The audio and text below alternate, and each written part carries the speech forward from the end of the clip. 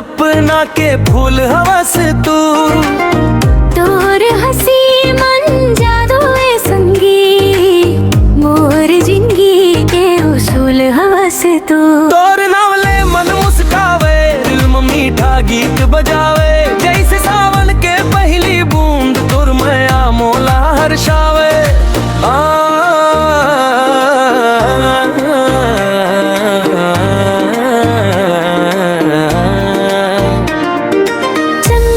चमके तोर माया चमके, रात भर मोर मन बहकाए, फुलवारी मन महके हवा जैसे, तोर सुरता मोला गुदगुदाए। तोर संग चल हूँ डगरिया मन हाथ धर के, दुनिया भर के सुख लगते तोर नजदीक रही के। मोर अखियाँ के नूर हवस तू, मोर सपना के फूल हवस तू। तोर हंसी मंज जारू ए संगी, मोर जिंदगी के उसूल हवस तू।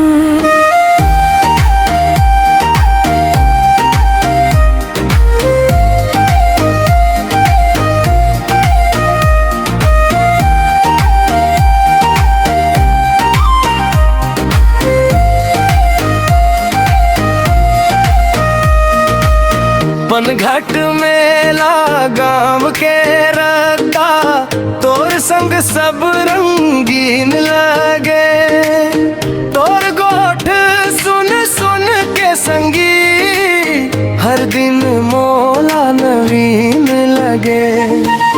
कोयल गाथे बैठे डारा मन, मोर दिल घलो गुनगुनाए, तोर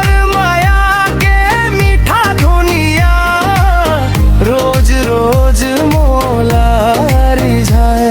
ना सोना चाही ना चांदी चाही, तोर संग के बखत चाही, मोर हर खुशी के कारण संगी, बस तोर माया चाही। मोर अखियाँ के नूर हवस तू, मोर सपना के फूल हवस